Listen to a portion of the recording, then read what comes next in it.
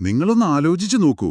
ലാഭം മാത്രം ലക്ഷ്യമാക്കിയ കച്ചവടത്തിന് വന്ന ഒരു വലിയ കോർപ്പറേറ്റ് കമ്പനി പതിയെ പതിയെ ഒരു രാജ്യത്തിന്റെ മുഴുവൻ ഭരണാധികാരികളായി മാറുന്നു. ഇപ്പോ ഇന്നത്തെ കാലത്ത് ഏതെങ്കിലും ഒരു വലിയ ടെക് കമ്പനി ഒരു രാജ്യത്ത് വന്നിട്ട് നികുതി പിരിക്കാനും കോടതികൾ നടത്താനും തുടങ്ങിയാൽ എങ്ങനെയുണ്ടാകും? ശരിക്കും ഒരു സയൻസ് ഫിക്ഷൻ സിനിമയിലെ രംഗം പോലെ തോന്നും കേൾക്കുമ്പോൾ. അതെ. പക്ഷെ വെറുമൊരു വ്യാപാര സ്ഥാപനമായി വന്ന ഈസ്റ്റ് ഇന്ത്യ കമ്പനി ഇന്ത്യയുടെ നിയമങ്ങളും ഭരണഘടനയും തീരുമാനിക്കുന്ന ലെവലിലേക്ക് വളർന്നത് നമ്മുടെ യഥാർത്ഥ ചരിത്രമാണ്.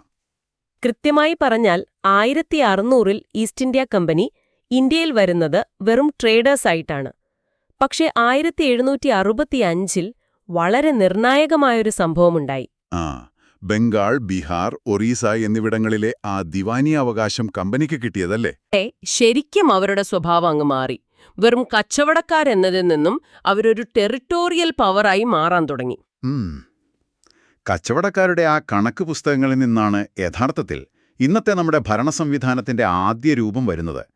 അപ്പോൾ ഇന്ന് നമ്മൾ നോക്കുന്നത് ഈ 1773 മുതൽ 1947 വരെയുള്ള കാലഘട്ടത്തിൽ എങ്ങനെയാണ് ഒരു കമ്പനിയുടെ താൽപ്പര്യങ്ങൾ ഒരു രാജ്യത്തിന്റെ നിയമപരമായ അടിത്തറയായി മാറിയതെന്നാണ്. തീർച്ചയായും. ഇപ്പൊ 1765-ല് ഈ ദിവാൻ അവകാശം കിട്ടിയതോടെ കമ്പനി ഉദ്യോഗസ്ഥർ വലിയ സമ്പന്നരായി മാറാൻ തുടങ്ങി. പക്ഷെ ഒരു രസം എന്താണെന്ന് വെച്ചാൽ ഉദ്യോഗസ്ഥർ സമ്പന്നരായെങ്കിലും കമ്പനി സാമ്പത്തികമായി തകർച്ചയിലായിരുന്നു. അവർ ബ്രിട്ടീഷ് സർക്കാരിനോട് ലോൺ ചോദിക്കുന്നൊരവസ്ഥ വന്നില്ലേ അപ്പോ? അതെ. അപ്പോഴാണ് ലണ്ടനിലുള്ള ബ്രിട്ടീഷ് പാർലമെന്റിന് തോന്നിയത് ഈ കമ്പനിയെ ഇങ്ങനെ അഴിച്ചുവിടാൻ പാടില്ല, ഇവരെ നിയന്ത്രിക്കണം എന്ന്. അങ്ങനെ ആ നിയന്ത്രണത്തിന്റെ ഭാഗമായി അവർ കൊണ്ടുവന്ന ആദ്യത്തെ നിയമമാണ് റെഗുലേറ്റിംഗ് ആക്ട് ഓഫ് 1773. ഇതൊരു വലിയ ചുവടുവെപ്പായിരുന്നു ശരിക്കും. പേര് സൂചിപ്പിക്കുന്നത് പോലെ തന്നെ കമ്പനിയെ റെഗുലേറ്റ് ചെയ്യാൻ വേണ്ടിയുള്ള നിയമം. ഇതിലെ പ്രധാന മാറ്റങ്ങൾ എന്തൊക്കെയായിരുന്നു? അതുവരെ ബംഗാൾ ഗവർണർ ആയിരുന്ന പദവിയെ അവർ ഗവർണർ ജനറൽ ഓഫ് ബംഗാൾ എന്നുയർത്തി. അങ്ങനെ വന്ന ആദ്യത്തെ ആളാണ് ലോർഡ് വാറൻ ഹേസ്റ്റിംഗ്സ്. അപ്പൊ അദ്ദേഹത്തിന് സ്വന്തമായി തീരുമാനങ്ങൾ എടുക്കാൻ കഴിയുമായിരുന്നോ? ഇല്ല. അദ്ദേഹത്തെ സഹായിക്കാനായി 4 അംഗങ്ങളുള്ള ഒരു എക്സിക്യൂട്ടീവ് കൗൺസിൽ അവർ രൂപീകരിച്ചു. മാത്രമല്ല ബോംബെ, മദ്രാസ് പ്രസിഡൻസികളെ ഈ ബംഗാൾ ഗവർണർ ജനറലിന്റെ കീഴിലാക്കി. ഇന്ത്യയിലെ സെൻട്രൽ അഡ്മിനിസ്ട്രേഷൻ അടിത്തറ പാകിയതും ഇതാണ്. പിന്നെ നീതിന്യായ വ്യവസ്ഥ നടപ്പിലാക്കാൻ 1774-ൽ കൽപ്പറ്റയിൽ ഒരു സുപ്രീം കോടതി സ്ഥാപിക്കാനും ഈ നിയമം വ്യവസ്ഥ ചെയ്തു. എനിക്കിവിടെ ചെറിയൊരു സംശയമുണ്ട്. ഭരണനിർവഹണത്തിന് ഗവർണർ ജനറലും കൗൺസിലുമുണ്ട്, ഒപ്പം നിയമം നടപ്പിലാക്കാൻ ഒരു സുപ്രീം കോർട്ടും വന്നു. ഇവർ തമ്മിൽ അധികാരത്തിന്റെ പേരിൽ എന്തെങ്കിലും ക്ലാഷ് ഉണ്ടായില്ലേ? അത് നിങ്ങൾ ചോദിച്ചത് വളരെ ശരിയായ ഒരു കാര്യമാണ്. വലിയൊരു ഭരണ പ്രതിസന്ധിക്ക് തന്നെ അത് കാരണമായി. സുപ്രീം കോർട്ട് കമ്പനി ജീവനക്കാരെയും ഗവർണർ ജനറലിനെയും അവരുടെ ഒഫീഷ്യൽ തീരുമാനങ്ങളുടെ പേരിൽ വിചാരണ ചെയ്യാൻ തുടങ്ങി. അത് വലിയ ആശയക്കുഴപ്പമുണ്ടാക്കിയിട്ടുണ്ടാവുമല്ലോ. അതെ. ഈ പ്രശ്നം പരിഹരിക്കാൻ ബ്രിട്ടീഷ് സർക്കാർ പെട്ടെന്ന് തന്നെ ഒരു തിരുത്തൽ കൊണ്ടുവന്നു. അതാണ് അമെൻഡിംഗ് ആക്ട് ഓഫ് 1781. ഇതിനെ ആക്ട് ഓഫ് സെറ്റിൽമെന്റ് എന്നും വിളിക്കാറുണ്ട് കേട്ടോ. അതായത് ഇവർ തമ്മിലുള്ള പ്രശ്നങ്ങൾ സെറ്റിൽ ചെയ്യാൻ വേണ്ടി വന്ന നിയമം. കൃത്യം. സുപ്രീം കോർട്ടിന്റെ അധികാരപരിധിയിൽ നിന്നും ഗവർണർ ജനറലിനെയും കൗൺസിലിനെയും കമ്പനി ജീവനക്കാരെയും അവരുടെ ഔദ്യോഗിക കൃത്യങ്ങളുടെ പേരിൽ പൂർണ്ണമായും ഒഴിവാക്കി. പിന്നെ ഹിന്ദുക്കൾക്കും മുസ്ലിങ്ങൾക്കും അവരുടെ സ്വന്തം പേഴ്സണൽ ലോ അനുസരിച്ച് വിധി നിർണയിക്കാനും ഇതിൽ പറഞ്ഞു. അതിനുശേഷം വന്നതാണല്ലോ പിറ്റ്സ് ഇന്ത്യ ആക്ട് ഓഫ് 1784. എനിക്ക് തോന്നുന്നത് ഇതോടെ കാര്യങ്ങൾ കുറച്ചുകൂടി പ്രൊഫഷണലായി എന്നാണ്. ഇപ്പോൾ ഒരു കമ്പനിയിൽ കൊമേഴ്ഷ്യൽ കാര്യങ്ങൾ നോക്കാൻ ഒരു ഡിപ്പാർട്ട്മെന്റും അഡ്മിനിസ്ട്രേഷന് വേറൊരു ഡിപ്പാർട്ട്മെന്റും ഉള്ളതുപോലെ. അതെ. അതൊരു ഡബിൾ ഗവൺമെന്റ് സിസ്റ്റമായിരുന്നു. അതുവരെ കമ്പനിയെ നിയന്ത്രിച്ചിരുന്ന കോർട്ട് ഓഫ് ഡയറക്ടേഴ്സിനോട് കൊമേഴ്ഷ്യൽ കാര്യങ്ങൾ മാത്രം നോക്കാൻ പറഞ്ഞു. ഇന്ത്യയിലെ പൊളിറ്റിക്കൽ കാര്യങ്ങൾ നിയന്ത്രിക്കാൻ ലണ്ടനിൽ പുതിയതായി ബോർഡ് ഓഫ് കൺട്രോൾ എന്നൊരു ബോഡി രൂപീകരിച്ചു. അപ്പോ ബ്രിട്ടീഷ് സർക്കാരിന് കൂടുതൽ കൺട്രോൾ കിട്ടിത്തുടങ്ങിയല്ലേ? ബ്രിട്ടീഷ് സർക്കാർ ഔദ്യോഗികമായി വിളിച്ചതും ഈ 1784-ലെ നിയമത്തിലൂടെയാണ്. ഇതിനുശേഷമാണ് ലോർഡ് കോൺവാലിസ് വരുന്നത്. 1786-ൽ അദ്ദേഹം ബംഗാൾ ഗവർണർ ജനറലായി വരാൻ ചില ഡിമാൻഡുകൾ വെച്ചുവെന്ന് കേട്ടിട്ടുണ്ട്. ശരിയാണ്. തനിക്ക് കൗൺസിലിന്റെ തീരുമാനങ്ങളെ മറികടക്കാനുള്ള, അതായത് ഓവർറൈഡ് ചെയ്യാനുള്ള അധികാരം വേണമെന്നും താൻ തന്നെ കമാൻഡർ ഇൻ ചീഫ് ആകണമെന്നും അദ്ദേഹം വാശിപ്പിടിച്ചു. ആളൊരു സ്ട്രോങ് ലീഡർ ആയിരുന്നിരിക്കണം. അതെ. അത് അംഗീകരിച്ചുകൊണ്ട് പാസാക്കിയതാണ് ആക്ട് ഓഫ് 1786. പിന്നീട് വന്ന ചാർട്ടർ ആക്ട് ഓഫ് 1793 ഈ ഓവർറൈഡ് അധികാരം ഭാവിയിൽ വരുന്ന എല്ലാ ഗവർണർ ജനറൽമാർക്കും നൽകി കമ്പനിയുടെ ട്രേഡ് മൊണോപ്പൊളി ഒരു 20 വർഷത്തേക്ക് കൂടി നീട്ടുകയും ചെയ്തു. എന്നാൽ ചാർട്ടർ ആക്ട് ഓഫ് 1813 എത്തിയപ്പോ ഈ മൊണോപ്പൊളിക്കൊരു ഇളക്കം തട്ടിയല്ലേ? കമ്പനിയുടെ ട്രേഡ് മൊണോപ്പൊളി അവർ അവസാനിപ്പിച്ചു. ഇന്ത്യയിലെ വ്യാപാരം എല്ലാ ബ്രിട്ടീഷുകാർക്കുമായി തുറന്നുകൊടുത്തു. അതെ, പക്ഷെ ചായയുടെ വ്യാപാരത്തിലും ചൈനയുമായുള്ള വ്യാപാരത്തിലും കമ്പനിയുടെ കുത്തക തുടർന്നു കേട്ടോ. എന്തുകൊണ്ടായിരിക്കാം പെട്ടെന്ന് അവർ ഈ മൊനോപ്പൊളി അവസാനിപ്പിച്ചത്? ഇപ്പോ അക്കാലത്ത് ബ്രിട്ടനിലെ വ്യവസായ വിപ്ലവം കൊടുമ്പിരിക്കൊള്ളുകയായിരുന്നു. കൂടുതൽ ബ്രിട്ടീഷ് വ്യാപാരികൾക്ക് തങ്ങളുടെ ഉൽപ്പന്നങ്ങൾ വിൽക്കാൻ ഇന്ത്യ പോലൊരു വലിയ വിപണി ആവശ്യമായി വന്നു. അവരുടെ സമ്മർദ്ദഫലമായാണ് ട്രേഡ് മൊണോപ്പൊളി എടുത്തുകളഞ്ഞത്. മനസ്സിലായി. ഈ 1813 ആക്ടിന് മറ്റു ചില പ്രത്യേകതകൾ കൂടി ഉണ്ടായിരുന്നില്ലേ? ഉണ്ടായിരുന്നു. ക്രിസ്ത്യൻ മിഷണറിമാർക്ക് ഇന്ത്യയിൽ വരാനും പാശ്ചാത്യ വിദ്യാഭ്യാസം, അതായത് വെസ്റ്റേൺ എഡ്യൂക്കേഷൻ നൽകാനും ഇത് അനുമതി നൽകി. കൂടാതെ പ്രാദേശിക സർക്കാരുകൾക്ക് നികുതി പിരിക്കാനുള്ള അധികാരവും കിട്ടി. ശരിക്കും നമ്മൾ ആ ഒരു ട്രേഡിംഗ് കമ്പനിയിൽ നിന്ന് ഒരു ഫുൾ ഫ്ലെഡ്ജ്ഡ് ഗവേണിംഗ് ബോഡിയിലേക്ക് മാറുകയാണ്. ഇതിന്റെ ഏറ്റവും വലിയൊരു കേന്ദ്രീകരണം അഥവാ സെൻട്രലൈസേഷൻ നടന്നത് ചാർട്ടർ ആക്ട് ഓഫ് 1833ലാണ്.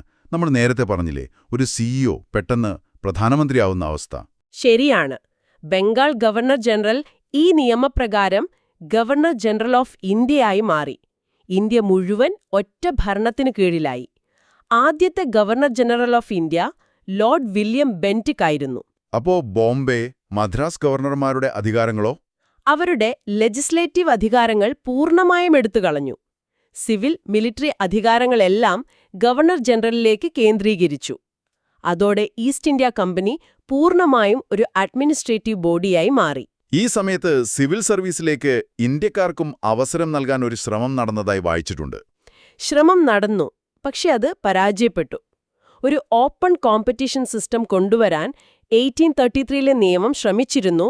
പക്ഷെ ലണ്ടനിലെ കോർട്ട് ഓഫ് ഡയറക്ടേഴ്സ് ഇതിനെ ശക്തമായി എതിർത്തു. അങ്ങനെ ആ ശ്രമം ഉപേക്ഷിച്ചു. ഓക്കെ. അത് കഴിഞ്ഞ ഒരു 20 വർഷങ്ങൾക്ക് ശേഷം ചാർട്ടർ ആക്ട് ഓഫ് 1853 വരുന്നു. ഗവർണർ ജനറലിന്റെ കൗൺസിലിന്റെ ലെജിസ്ലേറ്റീവ് ഫംഗ്ഷനുകളും എക്സിക്യൂട്ടീവ് ഫംഗ്ഷനുകളും ആദ്യമായി വേർതിരിച്ചത് ഇതിലൂടെയല്ലേ? അതെ അതെ.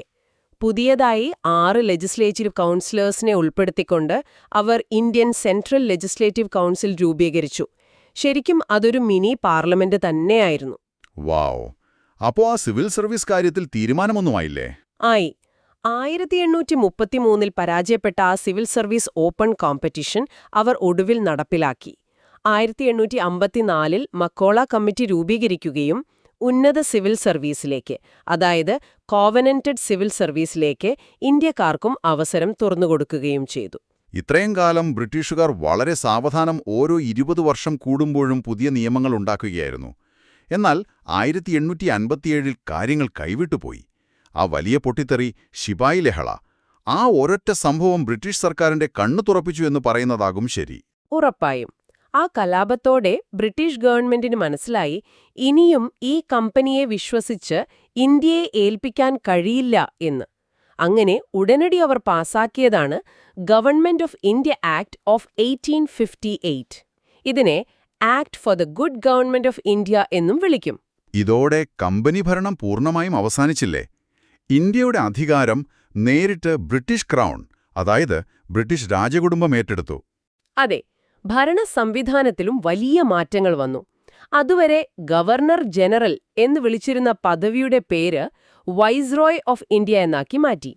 അങ്ങനെ വന്ന ആദ്യത്തെ വൈസ്രോയ് ലോർഡ് കാനിങ് ആയിരുന്നു. ആ പഴയ ഡബിൾ ഗവൺമെന്റ് സിസ്റ്റം ഇതോടെ പോയി കിട്ടിയോ? പോയി. ബോർഡ് ഓഫ് കൺട്രോളും കോർട്ട് ഓഫ് ഡയറക്ടേഴ്സും ഇല്ലാതാക്കി. പകരം ബ്രിട്ടീഷ് ക്യാബിനറ്റിലെ ഒരംഗമായ secretary of state for India എന്ന പുതിയ പദവി സൃഷ്ടിച്ചു. ഇന്ത്യയുടെ ഭരണപരമായ മുഴുവൻ ഉത്തരവാദിത്വവും അദ്ദേഹത്തിനായിരുന്നു. അദ്ദേഹത്തെ സഹായിക്കാൻ 15 അംഗങ്ങളുള്ള ഒരു അഡ്വൈസറി കൗൺസിലും രൂപീകരിച്ചു. പക്ഷേ ഈ 1858ലെ നിയമം മുകൾ തട്ടിലെ ഭരണയന്ത്രത്തെ ഒന്ന് അഴിച്ചുപണിയുക മാത്രമാണ് ചെയ്തത്. ശരിയാണ്. എന്നാൽ 1857ലെ കലാപം അവർക്ക് വലിയൊരു പാഠമായിരുന്നു. ഇത്രയും വലിയൊരു രാജ്യത്തെ ജനങ്ങളെ പൂർണ്ണമായും മാറ്റി നിർത്തിക്കൊണ്ട് ഇവിടെ ഭരണം തുടരാൻ കഴിയില്ല എന്നവർക്ക് മനസ്സിലായി. അങ്ങനെയാണല്ലോ ഇന്ത്യൻ കൗൺസിൽസ് ആക്ട് ഓഫ് 1861 വരുന്നത്. ഇന്ത്യക്കാരെ നിയമനിർമ്മാണ പ്രക്രിയയിൽ പങ്കാളികളാക്കാൻ തുടങ്ങി. പക്ഷേ അവിടെ നമ്മൾ ആ ചരിത്ര വസ്തുത മനസ്സിലാക്കണം. അവർ അത് ചെയ്തത് അവരുടെ നല്ല മനസ്സുകൊണ്ടല്ല, മറിച്ച് മറ്റൊരു കലാപം ഒഴിവാക്കാൻ വേണ്ടി മാത്രമാണ്. ഇതനുസരിച്ച് 1862 ലോർഡ് കാനിംഗ് 3 ഇന്ത്യക്കാരെ തന്റെ കൗൺസിലിലേക്ക് നോമിനേറ്റ് ചെയ്തു. രാജ ഓഫ് ബനാറസ്, മഹാരാജാവ് ഓഫ് പാട്യാല, പിന്നെ സർ ഡിങ്കർ റാവു. അതെ, അതുപോലെ ഡീസെൻട്രലൈസേഷൻ തുടങ്ങിയതും ഇതിലൂടെയാണ്. ബോംബെ, മദ്രാസ് പ്രസിഡൻസികൾക്ക് അവരുടെ നിയമനിർമ്മാണ അധികാരങ്ങൾ തിരികെ നൽകി. എനിക്ക് വളരെ കൗതുകം തോന്നിയ മറ്റൊരു കാര്യം, ഇന്ന് നമ്മൾ കാണുന്ന മന്ത്രിമാർക്ക് ഓരോ വകുപ്പുകൾ നൽകുന്ന രീതി, ആ പോർട്ട്ഫോളിയോ സിസ്റ്റം ഔദ്യോഗികമായി അംഗീകരിച്ചത് ഇതിലൂടെയാണ്. 1859 ലോർഡ് കാനിംഗ് ആണ് ഇത് അവതരിപ്പിച്ചത്. കൃത്യം. കൂടാതെ അടിയന്തര സാഹചര്യങ്ങളിൽ കൗൺസിലിന്റെ അനുമതിയില്ലാതെ ഓർഡിനൻസസ് പുറപ്പെടുവിക്കാൻ വൈസ്രോയ്ക്ക് അധികാരം ലഭിച്ചതും 1861 ആക്ടിലൂടെയാണ്. ഇതിനുശേഷം ഇന്ത്യൻ നാഷണൽ കോൺഗ്രസ് രൂപീകരിക്കപ്പെടുകയും ജനങ്ങളുടെ ആവശ്യങ്ങൾ വർദ്ധിക്കുകയും ചെയ്യുന്നുണ്ട്. അങ്ങനെയാണ് ഇന്ത്യൻ കൗൺസിൽസ് ആക്ട് ഓഫ് 1892 വരുന്നത്. കേന്ദ്ര സംസ്ഥാന നിയമസഭകളുടെ വലിപ്പം അവർ കൂട്ടി. അതിലെ വളരെ പ്രധാനപ്പെട്ടൊരു മാറ്റം എന്തെന്നാൽ, ഇന്ത്യക്കാർക്ക് ബഡ്ജറ്റ് ചർച്ച ചെയ്യാനും എക്സിക്യൂട്ടീവിനോട് ചോദ്യങ്ങൾ ചോദിക്കാനും ഇതിലൂടെ അധികാരം നൽകി. പരോക്ഷമായ തിരഞ്ഞെടുപ്പ് അഥവാ നോമിനേഷൻ സമ്പ്രദായം വന്നതും ഇതിലൂടെയാണ്. ഒരു കാര്യം, 1860 ഇന്ത്യയിൽ ആദ്യമായി ബഡ്ജറ്റ് അവതരിപ്പിച്ചത് എന്നത് നമ്മൾ ഓർക്കണം. ഇതിനുശേഷം ബ്രിട്ടീഷുകാർ പുറത്തെടുത്തത് വളരെ ബുദ്ധിപൂർവമുള്ള എന്നാൽ അപകടകരമായൊരു തന്ത്രമല്ലേ? അതെ, ഇന്ത്യൻ കൗൺസിൽസ് ആക്ട് ഓഫ് 1999 അഥവാ മോർലി-മിന്റോ റിഫോംസ്. സെൻട്രൽ ലെജിസ്ലേറ്റീവ് കൗൺസിലിലെ അംഗസംഖ്യ അവർ 16 നിന്ന് 60 ഉയർത്തി. ആദ്യമായി ഒരു ഇന്ത്യക്കാരൻ വൈസ്രോയുടെ എക്സിക്യൂട്ടീവ് കൗൺസിലിൽ അംഗമായി. സത്യേന്ദ്രപ്രസാദ് സിൻഹ അദ്ദേഹത്തെ ലോ മെമ്പറായിട്ടാണ് നിയമിച്ചത്. അത് ഒറ്റനോട്ടത്തിലെ വലിയൊരു നേട്ടമായി തോന്നാമെങ്കിലും ആ നിയമത്തിലെ ഏറ്റവും വിവാദപരമായ ഭാഗം മറ്റൊന്നായിരുന്നു. അതെ, മുസ്ലിംകൾക്ക് സെപ്പറേറ്റ് ഇലക്ടറേറ്റ് വഴി കമ്മ്യൂണൽ റെപ്രസന്റേഷൻ അവർ കൊണ്ടുവന്നു. അതായത് മുസ്ലിം സ്ഥാനാർത്ഥികൾക്ക് വോട്ട് ചെയ്യാൻ മുസ്ലിം വോട്ടർമാർക്ക് മാത്രമേ അവകാശമുള്ളൂ എന്ന സ്ഥിതി. ഇതൊരു തരം ഡിവൈഡ് ആൻഡ് റൂൾ തന്ത്രം തന്നെയായിരുന്നു അല്ലേ? മതത്തിന്റെ അടിസ്ഥാനത്തിൽ ജനങ്ങളെ ഭിന്നിപ്പിച്ചു നിർത്തുക. തീർച്ചയായും. അതുകൊണ്ടാണ് അന്ന് വൈസ്രോയി ആയിരുന്ന ലോർഡ് മിന്റോയെ ചരിത്രം ഫാദർ ഓഫ് കമ്മ്യൂണൽ ഇലക്ടറേറ്റ് എന്ന് വിളിക്കുന്നത്. വിഭജന തന്ത്രത്തെ അവർ നിയമമാക്കി മാറ്റുകയായിരുന്നു. ആ വിഭജനത്തിന്റെ മുറിവുകൾ നമ്മൾ ഇന്നും അനുഭവിക്കുന്നുണ്ട് എന്നത് വേറൊരു സത്യം. ഇനി നമ്മൾ എത്തുന്നത് ഒന്നാം ലോകമഹായുദ്ധത്തിന് ശേഷമുള്ള കാലത്തേക്കാണ്. ഇന്ത്യക്കാരുടെ സ്വാതന്ത്ര്യമോഹം വർദ്ധിച്ചു. അങ്ങനെയാണ് government of India act of 1919 വരുന്നത്. അതെ, മൗണ്ടാഗു ചെൽംസ്ഫോർഡ് റിഫോംസ് എന്നും വിളിക്കും. ഭരണരംഗത്ത് വലിയ മാറ്റങ്ങൾ കൊണ്ടുവന്നു. ആദ്യമായി കേന്ദ്ര വിഷയങ്ങളും സംസ്ഥാന വിഷയങ്ങളും അവർ വേർതിരിച്ചു. പ്രവിശ്യകളിൽ ഡയാർക്കി അല്ലെങ്കിൽ ഇരട്ട ഭരണം എന്നൊരു സിസ്റ്റം കൊണ്ടുവന്നു. സംസ്ഥാന വിഷയങ്ങളെ ട്രാൻസ്ഫേർഡും റിസർവ്ഡും രണ്ടായി തിരിച്ചു അല്ലേ? ഈ വ്യത്യാസമൊന്ന് ലളിതമായി പറയാമോ? പറയാം. ഇപ്പോൾ ട്രാൻസ്ഫേർഡ് വിഷയങ്ങളെന്ന് പറഞ്ഞാൽ വിദ്യാഭ്യാസം, ആരോഗ്യം പോലെയുള്ളവ. ഇത് ഗവർണറും ജനങ്ങൾ തെരഞ്ഞെടുത്ത മന്ത്രിമാരും ചേർന്നാണ് നോക്കിയത്. എന്നാൽ പണം, പോലീസ് പോലെയുള്ള പ്രധാനപ്പെട്ട റിസർവ്ഡ് വിഷയങ്ങൾ ഗവർണറും അദ്ദേഹത്തിന്റെ കൗൺസിലും മാത്രം നോക്കി. എന്നുവെച്ചാൽ ഉത്തരവാദിത്തങ്ങൾ ഇന്ത്യക്കാർക്കും യഥാർത്ഥ അധികാരം ബ്രിട്ടീഷുകാർക്കും. How clever! അതെ. പിന്നെ രാജ്യത്ത് ആദ്യമായി ബൈക്യാമറലിസം, അതായത് 2 സഭകളുള്ള പാർലമെന്റ് സംവിധാനവും ഡയറക്റ്റ് ഇലക്ഷൻസും വന്നത് ഈ നിയമത്തിലൂടെയാണ്. വൈസ്രോയിയുടെ എക്സിക്യൂട്ടീവ് കൗൺസിലിലെ 6 അംഗങ്ങളിൽ 3 പേർ ഇന്ത്യക്കാരായിരിക്കണം എന്നും നിഷ്കർഷിച്ചു. എന്നാൽ നേരത്തെ നമ്മൾ പറഞ്ഞ ആ സെപ്പറേറ്റ് ഇലക്ടറേറ്റ്സ് സിക്കുകാർക്കും ക്രിസ്ത്യാനികൾക്കും യൂറോപ്യന്മാർക്കും ആംഗ്ലോ ഇന്ത്യക്കാർക്കും കൂടി വ്യാപിപ്പിച്ചു എന്നത് വളരെ സങ്കടകരമാണ്. പിന്നെ 1926 ലീ കമ്മീഷന്റെ ശുപാർശയനുസരിച്ച് പബ്ലിക് സർവീസ് പരീക്ഷകൾ നടത്താൻ സെൻട്രൽ പബ്ലിക് സർവീസ് കമ്മീഷൻ രൂപീകരിച്ചു. ഈ 1919 നിയമം വിലയിരുത്താൻ 10 വർഷത്തിനു ശേഷം ഒരു കമ്മീഷനെ വയ്ക്കാൻ തീരുമാനിച്ചിരുന്നു. അങ്ങനെയാണ് 1927 സൈമൺ കമ്മീഷൻ വരുന്നത്. സർ ജോൺ സൈമണിന്റെ നേതൃത്വത്തിലുള്ള ആ സവനംഗ കമ്മീഷൻ ഇതിനെതിരെ വലിയ പ്രതിഷേധങ്ങൾ ഉയർന്നില്ലെന്ന്. ഇന്ത്യക്കാർ ഒന്നടങ്കം ഇതിനെ ബഹിഷ്കരിച്ചു. കാരണം കമ്മീഷനിലെ എല്ലാവരും ബ്രിട്ടീഷുകാരായിരുന്നു. ഒരു ഇന്ത്യക്കാരൻ പോലുമില്ല. പ്രവിശ്യകളിലെ ഡയാർക്കി ഒഴിവാക്കാനാണ് ഇവർ പ്രധാനമായും ശുപാർശ ചെയ്തത്. തുടർന്ന് 1932 വളരെ നിർണായകമായ ഒരു സംഭവം നടന്നു. Communal award. ബ്രിട്ടീഷ് പ്രധാനമന്ത്രി റാംസെ മെക്ഡൊണാൾഡ് ഈ സെപ്പറേറ്റ് ഇലക്ടറേറ്റ് ദലിത് വിഭാഗങ്ങൾക്കും, അതായത് ഷെഡ്യൂൾഡ് കാസ്റ്റിനും ബാധകമാക്കി. ഇതിൽ പ്രതിഷേധിച്ച് ഗാന്ധിജി യർവാഡ ജയിലിൽ ഉപവാസമിരുന്നു. ആ ഉപവാസം അവസാനിക്കുന്നത് ഡോക്ടർ BR അംബേദ്കറുമായി ഉണ്ടാക്കിയ ചരിത്രപ്രസിദ്ധമായ പൂന പാക്ട് പ്രകാരമാണ്. അതനുസരിച്ച് ഹിന്ദു ജോയിന്റ് ഇലക്ട്രേറ്റിൽ തന്നെ അവർക്ക് സംവരണം നൽകാൻ തീരുമാനിച്ചു. ശരിയും, വലിയൊരു പിളർപ്പിൽ നിന്നും അതോടെ നമ്മൾ രക്ഷപ്പെട്ടു.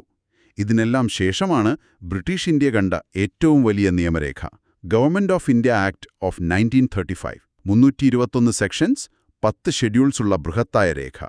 ഈ നിയമം സ്വതന്ത്ര ഇന്ത്യയുടെ ഭരണഘടനയുടെ ഒരു ബീറ്റ വേർഷൻ പോലെയായിരുന്നില്ലേ? തീർച്ചയായും. ഇന്ന് നമ്മൾ കാണുന്ന പല കാര്യങ്ങളുടെയും ആദ്യ രൂപം ഇതിലുണ്ട്. ഒരു ഓൾ ഇന്ത്യ ഫെഡറേഷൻ രൂപീകരിക്കാൻ നിർദ്ദേശിച്ചെങ്കിലും നാട്ടുരാജ്യങ്ങൾ തയ്യാറാവാത്തതുകൊണ്ട് അത് നടന്നില്ല. എന്നാൽ അധികാര വിഭജനം ഇതിൽ വളരെ വ്യക്തമായിരുന്നു. ഫെഡറൽ ലിസ്റ്റിൽ 59 ഐറ്റംസ്, പ്രൊവിൻഷ്യൽ ലിസ്റ്റിൽ 54 ഐറ്റംസ്, കോൺകറന്റ് ലിസ്റ്റിൽ 36 ഐറ്റംസ് എന്നിങ്ങനെ തിരിച്ചു. അതെ. ബാക്കി വരുന്ന റെസിജുവറി പവേഴ്സ് അന്ന് വൈസ്രോയിക്കാണ് നൽകിയത്. പ്രവിശ്യകളിലെ ആ ഡയാർക്കി ഒഴിവാക്കി പ്രൊവിൻഷ്യൽ ഓട്ടോണോമി നൽകി. പകരം കേന്ദ്രത്തിൽ ഡയാർക്കി ആരംഭിച്ചു. ആകെയുണ്ടായിരുന്ന 11 പ്രവിശ്യകളിൽ 6 എണ്ണത്തിൽ ബൈക്യാമറലിസം കൊണ്ടുവന്നു. പിന്നെ റിസർവ് ബാങ്ക്, അതായത് RBI സ്ഥാപിച്ചതും 1937 ഫെഡറൽ കോർട്ട് വന്നതും federal and provincial public service commissions രൂപീകരിച്ചതുമെല്ലാം ഈ 1935 നിയമത്തിന്റെ സംഭാവനകളാണ്. ബർമയെ ഇന്ത്യയിൽ നിന്ന് വേർപെടുത്തിയതും ഈ ആക്ട് പ്രകാരമാണ്. അതെ, ആധുനിക ഇന്ത്യയുടെ ഭരണ സംവിധാനത്തിന്റെ അസ്ഥിവാരം ഇതാണെന്ന് തന്നെ പറയാം. ഇനി നമ്മൾ നേരെ എത്തുന്നത് സ്വാതന്ത്ര്യത്തിലേക്കാണ്. 1947 ഫെബ്രുവരി 20 ബ്രിട്ടീഷ് പ്രധാനമന്ത്രി ക്ലമന്റ് ആറ്റ്ലി പ്രഖ്യാപിച്ചു, 1948 ജൂൺ 30 ബ്രിട്ടീഷ് ഭരണം അവസാനിക്കുമെന്ന്. പക്ഷേ മുസ്ലിം ലീഗ് വിഭജനത്തിനായി വാശി പിടിച്ചു.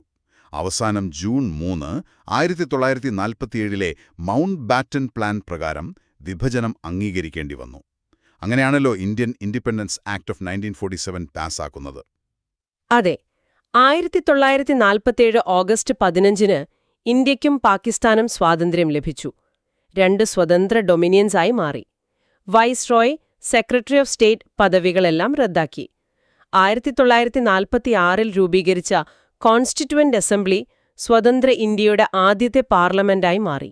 ലോർഡ് മൗണ്ട് ബാറ്റൻ സ്വതന്ത്ര ഇന്ത്യയുടെ ആദ്യ ഗവർണർ ജനറലായി. അദ്ദേഹം ജവഹർലാൽ നെഹ്റുവിനെ ആദ്യ പ്രധാനമന്ത്രിയായി സത്യപ്രതിജ്ഞ ചെയ്യിച്ചു. എനിക്കിതിൽ ഏറ്റവും കൗതുകം തോന്നിയൊരു കാര്യം അന്നത്തെ മന്ത്രിസഭകളെക്കുറിച്ചുള്ളതാണ്.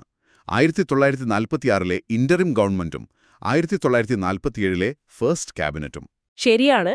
പലരും വിചാരിക്കുന്നത് 1946 ആ ഇന്ററിം സർക്കാർ നെഹ്റുവിന്റെ നേതൃത്വത്തിലുള്ള ഒരു സ്വതന്ത്ര സർക്കാർ ആയിരുന്നു എന്നാണ്. പക്ഷേ 1946 അംഗങ്ങൾ യഥാർത്ഥത്തിൽ വൈസ്രോയ്സ് എക്സിക്യൂട്ടീവ് കൗൺസിലിലെ അംഗങ്ങളായിരുന്നു. അവിടെ അപ്പോഴും വൈസ്രോയ് തന്നെയായിരുന്നു തലവൻ.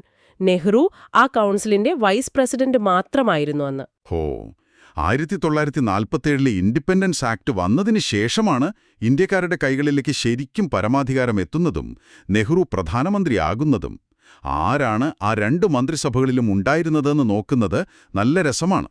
അതെ, ഇപ്പോൾ ജവഹർലാൽ നെഹ്റു 2 ക്യാബിനറ്റിലും എക്സ്റ്റേണൽ അഫയേഴ്സ് കൈകാര്യം ചെയ്തു. സർദാർ വല്ലഭായ് പട്ടേലിന് ഹോമും ഇൻഫർമേഷൻ ആൻഡ് ബ്രോഡ്കാസ്റ്റിംഗുമായിരുന്നു. ഡോക്ടർ രാജേന്ദ്ര പ്രസാദിന് ഫുഡ് ആൻഡ് അഗ്രികൾച്ചർ, പിന്നെ ജഗ്ജീവൻ റാം ലേബർ, സർദാർ ബൽദേവ് സിംഗ് ഡിഫൻസ്. ഇവർ 1946 1947 ഒരേ വകുപ്പുകൾ തന്നെയാണല്ലോ നോക്കിയത്. ആണ്. പക്ഷെ ചിലരുടെ വകുപ്പുകളിൽ മാറ്റം വന്നു കേട്ടോ. Doctor John Mathai 1946 industries and supplies ആയിരുന്നത് 1947 അദ്ദേഹത്തിന് റെയിൽവേസ് ആൻഡ് ട്രാൻസ്പോർട്ടായി. അതുപോലെ CH Bhabha 1946 works, mines and power ആയിരുന്നത് 1947 കോമേഴ്സ് വകുപ്പായി മാറി. ഇനി 1946-ൽ മാത്രമുണ്ടായിരുന്ന കുറച്ചുപേരുണ്ടല്ലോ. ഇപ്പോ Liaquat Ali Khan finance, Abdur Rab Nishtar post and air, Asaf Ali railways and transport, C Rajagopalachari education and arts. അതെ, അതുപോലെ I Chundrigar commerce, Ghazanfar Ali Khan health, Jogendranath Mandal law. വിഭജനവും മറ്റ് രാഷ്ട്രീയ മാറ്റങ്ങളുമാകാം ഇവർ 1947-ൽ വരാതിരുന്നതിന് കാരണം. അതുകൊണ്ടുതന്നെ 1947-ൽ പുതുതായി കുറേ പ്രഗത്ഭർ ക്യാബിനറ്റിലേക്ക് വന്നു. Maulana Abul Kalam Azad education, RK. Shanmughan Chetty finance, പിന്നെ സ്വതന്ത്ര ഇന്ത്യയുടെ ആദ്യ നിയമമന്ത്രിയായി ഡോക്ടർ ബി.ആർ. അംബേദ്കർ വന്നു. പിന്നെ Rajkumari Amrit Kaur health, Rafi Ahmed Kidwai communication, doctor Syama Prasad Mukherjee industries and supplies, V N. Gadgil works, mines and power. ഈ പുതിയ ക്യാബിനറ്റാണ് ശരിക്കും ഇന്ത്യയുടെ ഭാവി കെട്ടിപ്പടുത്തിയത്. അപ്പം നമ്മൾ ഈ വിശദമായ അന്വേഷണത്തിൽ 1773-ലെ ഒരു ചെറിയ റെഗുലേറ്റിംഗ് ആക്ടിൽ തുടങ്ങി 1947-ലെ ഇന്ത്യൻ സ്വാതന്ത്ര്യ നിയമം വരെയുള്ള ചരിത്രം കണ്ടുകഴിഞ്ഞു. കമ്പനിയുടെ ലാഭക്കൊതി, സാമ്രാജ്യത്വമോഹം, അവസാനം അതെങ്ങനെ ഒരു ജനാധിപത്യ രാജ്യത്തിന്റെ അടിത്തറയായി മാറിയെന്നത് വലിയൊരു അത്ഭുതം തന്നെയാണ്. തീർച്ചയായും ഓരോ നിയമവും പ്രതിസന്ധികളെ മറികടക്കാൻ ബ്രിട്ടീഷുകാരുണ്ടാക്കിയതാണ്. എന്നാൽ അത് തന്നെയാണ് പിന്നീട് ഇന്ത്യക്കാർക്ക് ഭരണത്തിൽ പങ്കാളിത്തം നൽകാനും സ്വാതന്ത്ര്യത്തിലേക്ക് നയിക്കാനും വഴിയൊരുക്കിയത്. ഇതൊരു തരം ചരിത്രപരമായ കാവ്യാത്മക നീതിയാണ്. ശരിക്കും നിങ്ങളൊന്ന് ചിന്തിച്ചു നോക്കൂ. ഇന്ത്യക്കാരെ അടിച്ചമർത്താനും ഭരിക്കാനും വേണ്ടി ബ്രിട്ടീഷുകാർ ഉണ്ടാക്കിയ അതേ അഡ്മിനിസ്ട്രേറ്റീവ് മെഷീനറിയും നിയമങ്ങളുമാണ് സ്വതന്ത്ര ഇന്ത്യയെ ലോകത്തിലെ ഏറ്റവും വലിയ ജനാധിപത്യ രാജ്യമായി നിലനിർത്താൻ നാം പിന്നീട് ഉപയോഗിച്ചതെന്നത് എത്ര വലിയൊരു വിരോധാഭാസമാണ്, അല്ലേ? അതെ, അത് ശരിക്കും ചിന്തിക്കേണ്ട ഒരു കാര്യം തന്നെയാണ്. വിഭജനത്തിന്റെയും വർഗീയതയുടെയും വിത്തുകൾ പാകിയ അതേ നിയമങ്ങളുടെ ചട്ടക്കൂടിനുള്ളിൽ നിന്നുകൊണ്ട് എങ്ങനെയാണ് സ്വതന്ത്ര ഇന്ത്യയുടെ ശില്പികൾ പൂർണ്ണമായും പുതിയൊരു ജനാധിപത്യ ഭരണഘടന വാർത്തെടുത്തത് എന്ന് തീർച്ചയായും നിങ്ങൾ ഈ വിഷയം പഠിക്കുമ്പോൾ ചിന്തിക്കേണ്ടതാണ്. ഈയൊരു ചിന്ത നിങ്ങളിലേക്ക് വിട്ടുകൊണ്ട് നമ്മുടെ ഈ ചരിത്രയാത്ര നമ്മളിവിടെ അവസാനിപ്പിക്കുകയാണ്. കൂടുതൽ കൗതുകകരമായ മറ്റൊരു വിഷയവുമായി നമുക്ക് വീണ്ടും കാണാം. അതുവരേക്കും നന്ദി.